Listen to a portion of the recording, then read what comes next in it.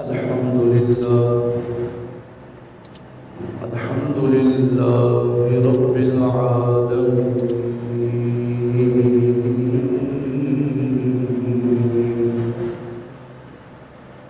والصلاة والسلام على سيد الأنبياء والمرسلين أما بعد فأعوذ بالله من الشيطان الرجيم بسم الله الرحمن الرحيم لقد رضي الله عن المؤمنين إذ يبايعونك تحت الشجرة آمنت بالله صدق الله العظيم رب اشرح لي صدري ويسر لي أمري واحلل عقدة من لساني يفقهوا قولي قال الله تبارك وتعالى في شان حبيبي إن الله وملائكته يصلون على النبي يا أيها الذين آمنوا صلوا عليه وسلموا تسليما الصلاة والسلام عليك يا رسول الله الصلاة والسلام عليك يا حبيب الله الصلاة والسلام عليك يا سيدي يا خاتم النبيين وعلى آلك وأصحابك يا سيدي يا سيدي يا سيدي يا مكي يا مدني يا هاشمي يا قرشي يا عربي يا مطلب يا رسول الله يا نبي الله يا نور الله يا خليل الله يا محمد رسول الله صلى الله تعالى عليه وآله وسلم بلغ العلا بكماله كشف الدجى بجماله حسنت جميع خصاله صلوا عليه وآله مولاي صل وسلم دائما أبدا على حبيبك خير الخلق كلهم يا رب بالمصطفى بلغ مقاصدنا واغفر لنا ما مضى يا واسع الكرم يا صاحب الجمال ويا سيد البشر من وجهك المنير لقد نور القمر لا يمكن ثناء كما كان حقه بعد الهدى وزهده قصہ مختصر سب سے اولا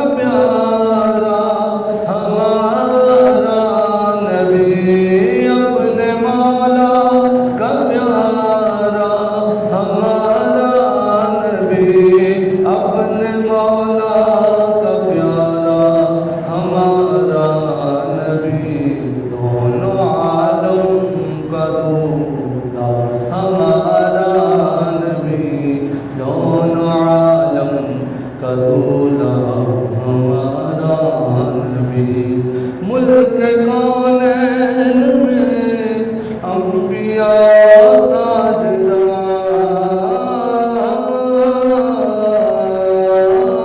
ملک کونین میں انبیاء تاجدار، ملک کونین میں انبیاء تاجدار، تاجداروں کا آقا ہمارا نبی، تاجداروں کا آقا ہمارا نبی۔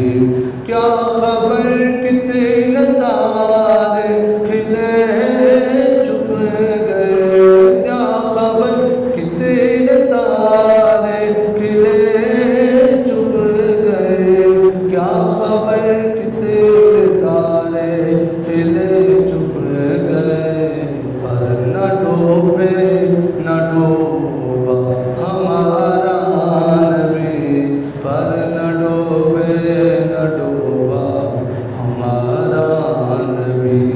غمزدوں کو رضا مجھ دیجیے کہ ہیں، غمزدوں کو رضا مجھ دیجیے کہ ہیں، غمزدوں کو رضا مجھ دیجیے کہ ہیں، بے کسوں کا سہارا ہمارا نبی، بے کسوں کا سہارا ہمارا نبی، سب سے اولا والا ہمارا نبی، سب سے بالا والا ہمارا نبی، اپنے مولا کا پیارا ہمارا نبی، دونوں عالم کا دولا ہمارا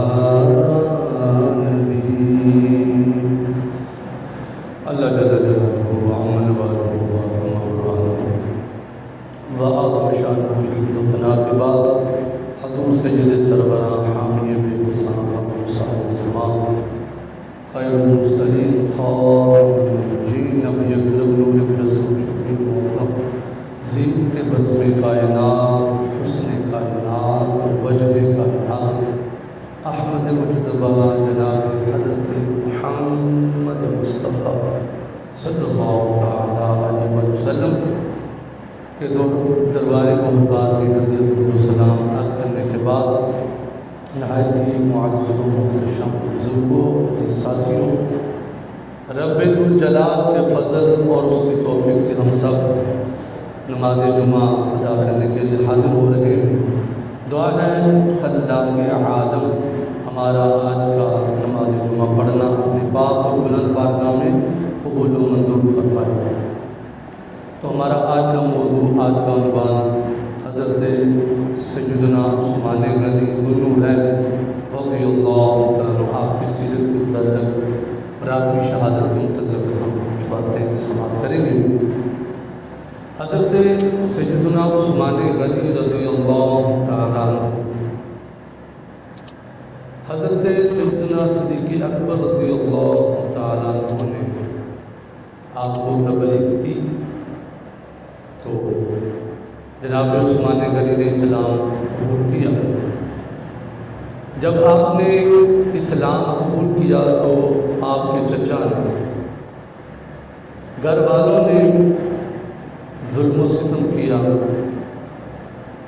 اور آپ کو طرح طرح کی تکلیفیں دینا شروع کر دی۔ تو سیدنا عثمان غنی رضی اللہ عنہ نے فرمایا، چچا تم جتنا مرضی ظلم و ستم کر لو، جو کچھ کرنا چاہتے ہو کر لو، میں نے محمد عربی کا کلمہ پڑھ لیا ہے، اب کبھی یہ چھوڑنے والا نہیں۔ تم جتنا مرضی ظلم و ستم کر لو، میری ہڈیاں توڑنی ہے توڑ دو۔ کہا کہ چچا میری ہڈیاں تو ٹوٹ سکتی ہیں، لیکن جو محمد عربی کے ساتھ یاری لگائی ہے یہ نہیں چھوٹ سکتی۔ ہڈیاں ٹوٹ سکتی لیکن یاری نہیں چھوٹ سکتی۔ میں نے سرکار کا دامن تھام لیا ہے، اب سرکار کا دامن میں کبھی چھوڑنے والا نہیں۔ تو حضرت عثمان غنی ذوالنورین رضی اللہ تعالیٰ عنہ، آپ کا نام عثمان اور آپ کا لقب غنی بھی ہے، آپ کا لقب ذوالنورین بھی ہے۔ غنی اس وجہ سے کہ آپ بہت زیادہ سخاوت فرماتے تھے، اللہ کے راستے میں بہت زیادہ مال خرچ کرتے تھے، اور آپ کو ذوالنورین اس وجہ سے کہا جاتا ہے کہ ہمارے پیارے نبی صلی اللہ تعالی علیہ وآلہ وسلم کی 2 شہزادیاں آپ کے نکاح میں آئیں، تو یارو بات سوچنے والی ہے، جس نبی کی 2 بیٹیاں جس کے نکاح میں آ جائیں تو وہ 2 نوروں والا بن جاتا ہے، وہ 2 نوروں والا بن جاتا ہے۔ وہ سیدی اعلیٰ حضرت فاضل بریلوی رحمۃ اللہ علیہ کیا ایک خوب ارشاد فرماتے ہیں، آپ فرماتے ہیں نور کی سرکار سے پایا تو شادہ نور کا، ہو مبارک تجھ کو ذوالنورین جوڑا نور کا۔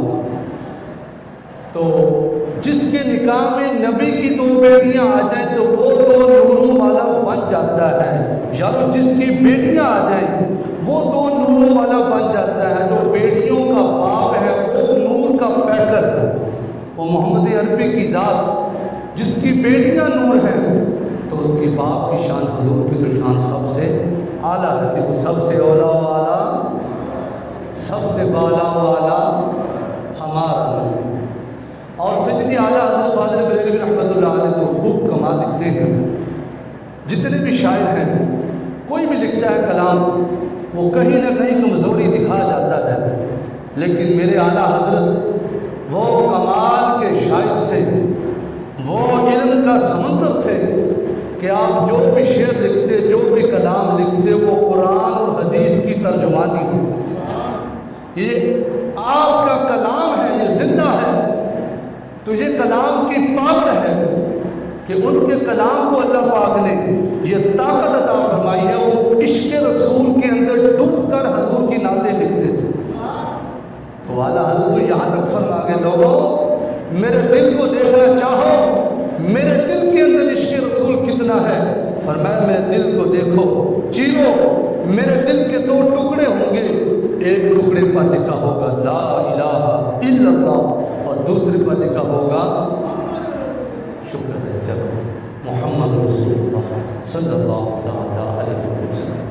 فرمایا کہ یہ میرے دل پر، اور وہ علامہ اقبال تو یہاں تک فرما گئے، لوگوں اعلیٰ حضرت کے سینے میں اتنا عشق تھا، اتنی سرکار سے محبت تھی، سرکار کی اہل بیت سے محبت، سرکار کے سارے صحابہ سے محبت، اور حضور کی ازواج مطہرات سے محبت۔ تو علامہ اقبال یہاں تک کہہ گئے، لوگوں اعلیٰ حضرت کے سینے میں اتنی محبت تھی، اگر وہ نعتوں والی کتاب ہدایت بخشش نہ لکھتے نا، اپنے عشق کا اظہار نہ کرتے، تو قریب تھا اس عشق رسول کی وجہ سے ان کا سینہ ہی پھٹ جاتا۔ اللہ، یہ کوئی عام بندے کی بات نہیں، بڑا بندہ بڑے بندے کی بات کر رہا ہے، اور کہا کہ میں نے اس صدی کے اندر جتنا علم اللہ پاک نے اعلیٰ حضرت کو عطا کیا، میں نے اتنا ذہین فضیل بندہ دیکھا ہی نہیں، اتنا علم تھا، کمال ذوق تھا، کمال شوق تھا۔ اللہ اکبر۔ تو سیدی اعلیٰ حضرت فرماتے ہیں صبح طیبہ میں ہوئی بٹتا ہے باڑا نور کا، صدقہ لینے نور کا آیا ہے تارا نور کا، تیری نسل پاک میں ہے بچہ بچہ نور کا، تیری نسل پاک میں ہے بچہ بچہ نور کا، تو ہے عین نور تیرا، تو ہے عین نور تیرا، تو ہے عین، اللہ سلامت رکھے جڑے پڑھ رہے ہیں، تو ہے عین نور تیرا،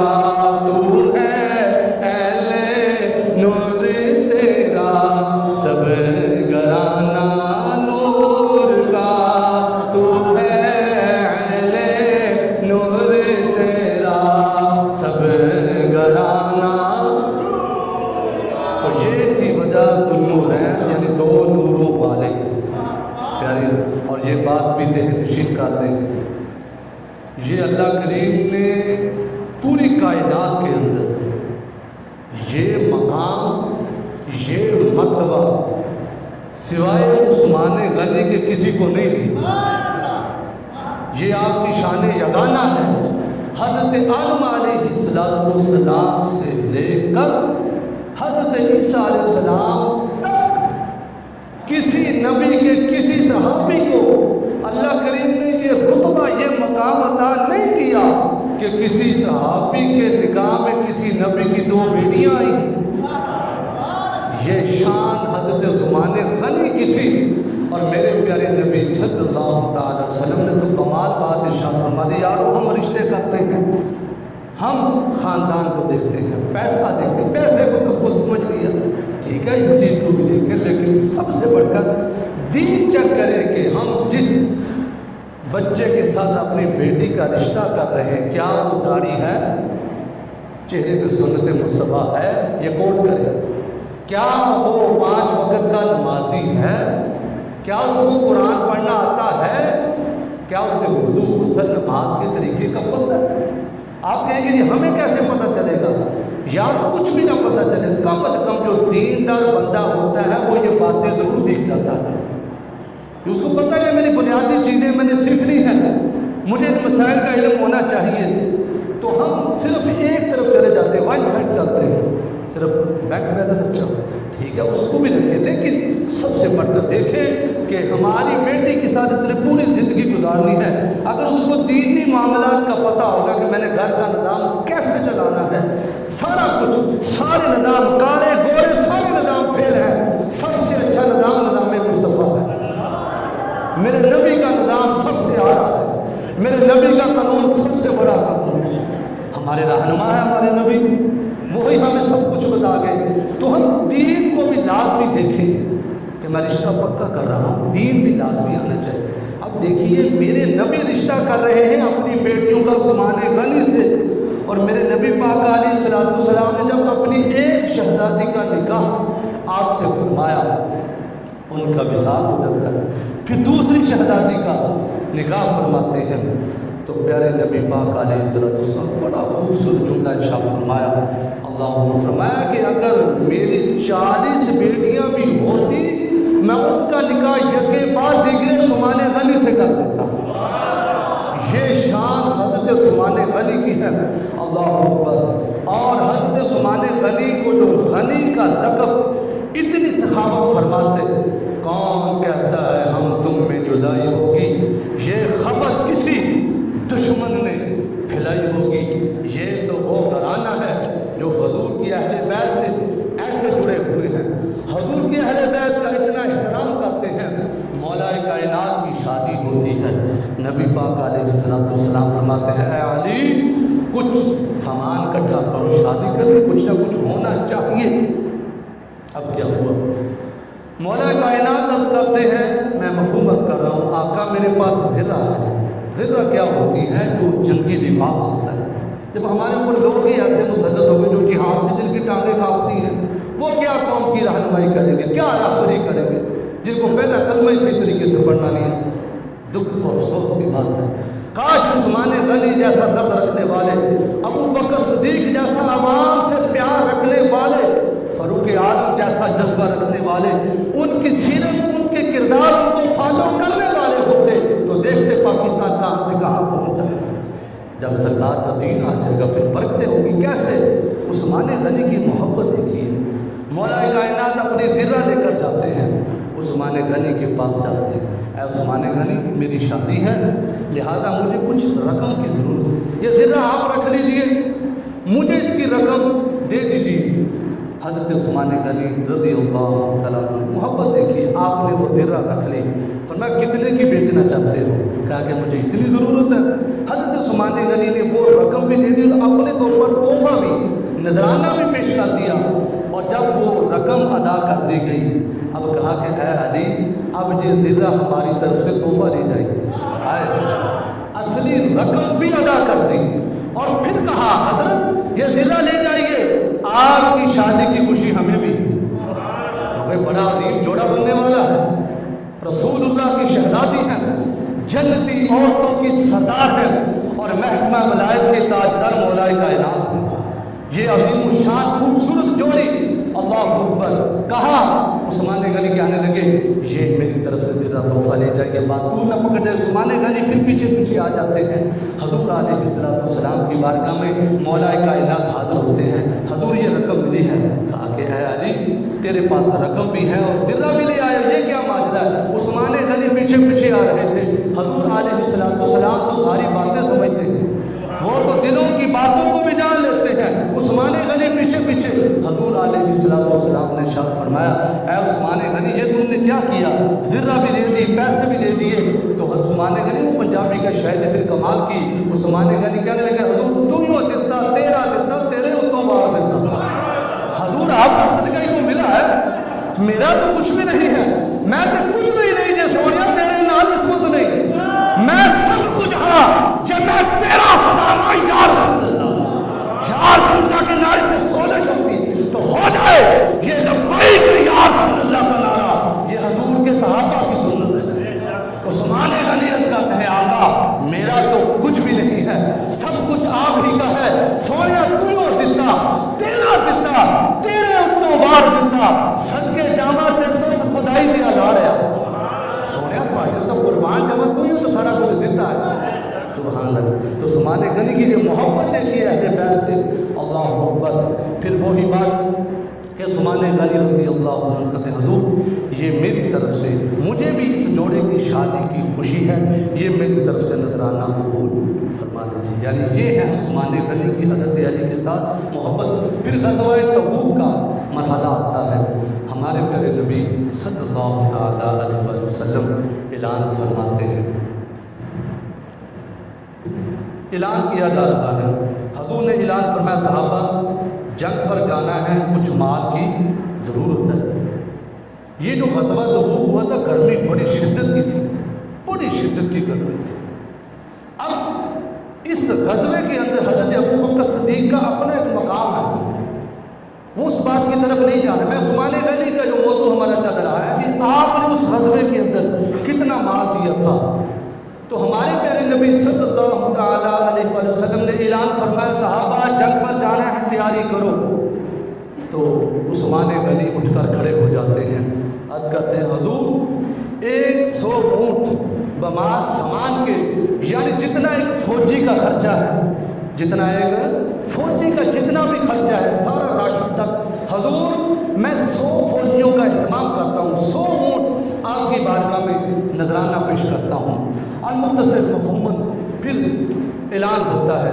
उस्मान गनी फिर खड़े होते हैं, फिर ऐलान करते हैं हजूर मैं इतने ऊँट ये तोहफा पेश करता हूँ, हजूर कबूल फरमाइए। तीसरी दफ़ा हजूर ने फिर ऐलान फरमाया तो उस्मान गनी उठकर फिर खड़े हो जाते हैं। तो किसी ने पूछा है उस्मान जब नबी ने एक दफ़ा ऐलान किया था तो तुम एक ही दफ़ा सारा दे देते। बात को समझिएगा, गल में छोड़ देना, बात को समझिएगा, बदली बात है।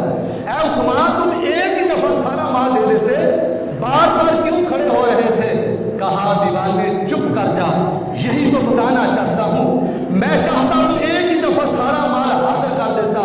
मैं ये चाहता था मेरे नबी जब भी ऐलान फरमाए हर दफ़ा लिस्ट में मेरा नाम आ जाए, ये ना हो कि उस लिस्ट में मेरा नाम रह जाए। मोहम्मद अरबी जब ऐलान फरमाए उस्मान गनी का हाथ खड़ा हो जाए। तो रवायत के अंदर आता है कि हज़रत उस्मान गनी ने रज़ियल्लाहु तआला अन्हु ने जितने ऊँटों की बात की थी उससे भी कई गुना बढ़कर, यानी 950 ऊँट, कितने 950 ऊँट बमास सामान के।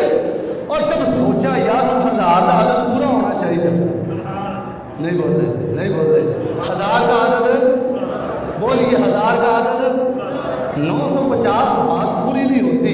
दिल से अंदर का ज़मीर बोला, जज बोला अंदर से उस्मान यार कुछ और कर। उस्मान गनी कहते फिर मैंने 50 घोड़े शामिल किए ताकि 1000 का नग पूरा हो जाए। 50 घोड़े भी शामिल किए और हजूर की बारगाह में पेश कर दिए। और हमारे प्यारे नबी सल्लल्लाहु अलैहि वसल्लम इतने खुश हुए, इतने खुश हुए और उस्मान गनी के लिए दुआ फरमाते रहे। एक दूसरी हदीस है वो रवायत जब मैंने पढ़ी ना यकीन जानिए, آئے ہائے ایمان تازہ ہو گیا کہ عثمان غنی کی یہ شان۔ دوسری حدیث یہ ہے کہ ایک دفعہ عثمان غنی نے اتنا مال سرکار کی بارگاہ میں پیش کیا، ہمارے پیارے نبی صلی اللہ علیہ وسلم، یہ اس سے ہٹ کر بات ہے، اتنا خوش ہوئے حضور، اتنا خوش ہوئے، راوی کہتے ہیں ہمارے پیارے نبی صلی اللہ علیہ وسلم پوری رات سو نہ سکے، پوری رات اپنے یار عثمان کے لیے دعائیں مانگتے رہے، پوری رات عثمان غنی کے لیے دعائیں مانگی جا رہی، مالک میں عثمان سے راضی ہو گیا ہوں، تو بھی راضی ہو گیا۔ لوگ کہتے ہیں مولا کائنات کی بڑی شان ہم جانتے ہیں، مانتے ہیں، ان کے نکاح میں ایک شہزادی آتی ہے، ان کی بھی شان ہے یارو، جن کے نکاح میں دو آ جائیں وہ تو دو نوروں والے ہو گئے نا۔ تو یہی حضرت عثمان غنی رضی اللہ عنہ آپ کی شان۔ ایک دفعہ ہمارے پیارے نبی صلی اللہ علیہ وسلم جو جنت البقیع ہے نا، اللہ میں وہ دیکھنا نصیب فرمائے۔ وہاں تو آج تو 1930 والی بات ہوتی تو ہمیں کچھ سمجھ آ جاتا، 1930 کے بعد نقشہ ہی بدل گیا، لیکن جو سنی حضرات ہوتے ہیں، علماء کرام ہوتے ہیں سمجھدار، ان کو الحمدللہ وہ نقشے کے تحت آج بھی وہ ساری چیزوں کو سمجھ سکتے ہیں، اس نقشے کو سمجھ سکتے ہیں۔ لیکن یہ جنت البقیع کی زمین کیسے خریدی گئی، کیا ہوا؟ ہمارے پیارے نبی صلی اللہ علیہ وسلم ایک دفعہ ایسے باہر نکلے، موسم بڑا سہانا تھا، اور حضور علیہ السلام باہر نکلے، جیسے ہم نے کوئی پلاٹ لینا ہونا، ہم ایک کالونی میں جاتے ہیں، پھر دوسری کالونی میں جاتے ہیں، یار نہیں سیوریج کا نظام اچھا ہونا چاہیے، گلیاں صاف ستھری ہونی چاہیے، ساری سہولیت ہم دیکھتے ہیں۔ ایسے ہی میرے نبی پاک علیہ السلام ویسے ہی سیر کے ارادے سے باہر نکلے، جو جنت البقیع کا احاطہ جو جگہ ہے، یہاں پر ایک یہودی گائیں چلا رہا تھا، وہاں پر جانور چل رہے تھے، میرے نبی کو وہ جگہ پسند آ گئی، حضور کو وہ جگہ پسند آ گئی، حضور واپس تشریف لائے، اور راستے میں عثمان غنی مل گئے، عثمان غنی سے کہنے لگے یا عثمان ادھر ایک جگہ ہے، ذرا دیکھ کر آ، جگہ بڑی اچھی ہے۔ شاید آپ بات کو سمجھ نہیں سکے، جگہ بڑی، یہ کون کہہ رہے ہیں؟ ہمارے نبی۔ سبحان اللہ، آپ بات کو سمجھیے، جس چیز کو نبی کہہ رہے جگہ بڑی اچھی ہے، عثمان غنی سمجھ گئے، پھر بولی لگڑی، عثمان غنی جاتے ہیں، جگہ کو دیکھا، آپ نے فوکس کیا کہ واقعی یار جگہ بڑی ٹائٹ ہے، جگہ پاورفل ہے، جگہ بڑی اچھی ہے۔ عثمان غنی نے وہیں پر حضور سے آگر پوچھا نہیں ہے حضور کتنے کی خریدوں، حضور نے بات بھی نہیں کی کہ اس کو خریدنا ہے، اس کی رقم ادا کر دی، وہ ساری جگہ خرید لی، اور حضور کی بارگاہ میں آ کر کہتے حضور میں جگہ لے لی، حضور جگہ لے لی ہے، قبول فرمائیے تحفہ میری طرف سے۔ حضور نے فرمایا عثمان میں نے تینوں آنکھیں نہیں سی، عثمان میں نے تینوں آنکھیں نہیں سی جگہ لے لی ہے، کہ حضور جب آپ نے کہہ دیا جگہ بڑی چنگی تو میرا دل بہت اٹھا، یہ جگہ میرے نبی کو پسند آ گئی، عثمان جنت کا ٹکٹ ملنے والا، عثمان جنت کا ٹکٹ ملنے والا ہے، جلدی کر یہ جگہ خرید لے۔ عثمان غنی نے اس جگہ کو خریدا، آج اسی جگہ پر سیدہ کائنات سیدہ فاطمہ الزہرا آرام فرما رہی ہے۔ تم کون ہوتے ہو بات کرنے والے، جہاں اتنی بڑی ہستیاں آرام فرما رہی ہیں، اس جگہ کو خریدنے والے ہستی کا نام عثمان غنی۔ پھر وہ پانی کے کنویں کی بات آتی ہے، بڑا وہ کنواں مشہور ہے۔ اب کیا ہوا، وہ یہودی کے قبضے میں کنواں تھا، وہ اپنی مرضی سے جس طرح ملک کے حالات نہ آئی جنہیں دل کرتا ریڑھ لائی جاتے ٹھوکی جاتے ہیں، مجبوری ہے، ساتھ جھکے ہوئے۔ انگریز کبھی مسلمان کا خیر خواہ، ہم کیا کریں، یہ پڑھے قرآن کو، یا ایھا الذین آمنوا لا تتخذوا اليہود والنصارى اولیاء، یہ قرآن ہے، وہ جو کہے میں ڈائجسٹ کو پڑھوں گا، میں فلاں یونیورسٹی کا لیکچر دوں گا، اسے کیا سمجھ آئی اس قرآن کے فرمان کی؟ قرآن کا کہتا ہے کہ یہودی جو ہے نا، غیر مسلم تمہارے کبھی خیر خواہ، وہ تو چاہتے ہیں ملک کا دیوالیہ نکل جائے، مسلمانوں کو تنگ کرے، کبھی ہمارے لیے خیر خواہ نہیں ہو سکتا۔ یہ یہودی میں بات کر رہا ہوں، اب وہ کنواں یہودی کے قبضے میں تھا، وہ اپنی من مانی کرتا، جدو دل کرتا ریٹ بتا دینا، جنہیں آ جائے رات کو سوتے ریٹ کچھ اور ہوتا ہے، صبح اٹھتے ریٹ کچھ، اور کیا کریں مجبوری۔ لیکن بات یہی پر بات ہے، اس یہودی کا جیسے جی چاہتا وہ پانی لوگوں کو بیچتا، تو حضور علیہ السلام نے اعلان فرمایا کہ ہمیں پانی کی ضرورت ہے، لہذا مسلمانوں کے لیے سہولت ہونی چاہیے پانی کی۔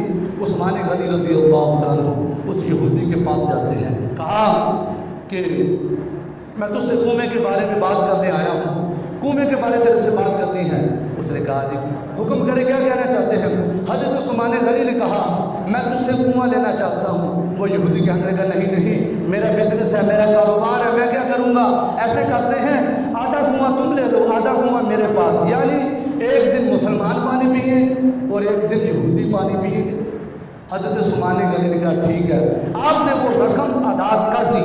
وہ رقم ادا کرنے کے بعد اب کیا ہوتا ہے، جو مسلمانوں کا دن ہوتا ہے، عثمان غنی نے اعلان کر دیا بھائی سارے لوگ فری ہے، کوئی کہنے نے بھی 3 روپے نہیں، فری پانی ہے۔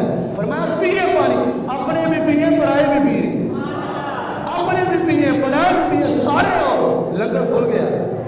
فرمایا پانی پیو جی بھر بھر کے۔ اب اس یہودی نے دیکھا میرا کاروبار ٹھپ ہو گیا، ظاہر بات جنہوں فری دی چیز نبے انہوں کیڑی لوڑ ہے 3 روپے لان دی۔ اب کیا ہوتا ہے، اس یہودی نے سوچا یار میرا تو بزنس بالکل ٹھپ ہو گیا ہے، چلو عثمان غنی سے بات کرتے ہیں، سارا ہی لے لیں، سارا ہی لے لیں۔ عثمان غنی نے کہا ٹھیک ہے بھائی بتا تو کتنے کا بیچنا چاہتا ہے، کتنی رقم اس کی مانگتا ہے؟ اس نے جتنا اپنا اس کا جی چاہا اس نے قیمت مانگ لی اور بہت زیادہ قیمت مانگی۔ تو حضرت عثمان غنی نے کہا بس تیری اتنی اوقات تھی؟ فرمایا بس، اور تیری اتنی اوقات تھی، اتنا تو نے اس کا ریٹ لگانا تھا۔ وہ یہودی کہنے لگا اے عثمان تم بڑے بزنس مین ہو، عالمی سطح پر آپ کا بڑا نام ہے، بڑا لیول ہے آپ کا، لوگ آپ کو جانتے ہیں کہ آپ کی تجارت بہت ہے، بڑا وسیع کاروبار ہے۔ میں تو سمجھتا تھا کہ آپ کا ذہن بہت ہے، آپ بڑے وسیع اور ان کے مالک آپ کا اتنا وسیع ذہن ہے، آپ کو کیا ہو گیا؟ یہ سادہ سا کنواں ہے، زیادہ سے زیادہ 400-500 دینار کا یہ کنواں ہوگا، اور آپ کہتے ہیں کہ جتنی رقم مانگنی ہے مانگ، تو میں نے مانگ لی۔ اس نے 5-6 ہزار دینار مانگ لیے۔ عثمان غنی نے وہ رقم ادا کر دی۔ عثمان غنی سے وہ کہنے لگا عثمان غنی مجھے یہ بات سمجھ نہیں آئی، تم اتنے سمجھدار ہونے کے باوجود چیز اصل میں 400 کی ہے اور آپ 6000 کی لے رہے، سمجھ رہے ہیں بات؟ چیز 400 کی ہو اور بندہ 6000 دے دے تو بات تو کچھ ہوتی ہے نا سمجھنے والی۔ پوچھا اس نے آپ 6000 دینار لے کر جا رہے ہیں، اتنا مہنگا تو کنواں ہے نہیں، اصلی قیمت 400-500 دینار ہے، آپ ہزاروں میں لے کر جا رہے ہیں۔ فرمایا چلیا چپ کر جا، رب کعبہ کی قسم ہے میرے نبی نے اعلان کیتا جڑا بندہ اج کنواں خریدے گا وہ جنت تے ٹکٹ لبے گا۔ فرمایا آج رب کعبہ کی قسم آج وہ مانگی قیمت مانگتا، آج میں اپنی جیب بھر کر لایا تھا، تو جتنی بھی قیمت مانگتا عثمان غنی نے تجھ سے کنواں لے کر ہی جانا تھا۔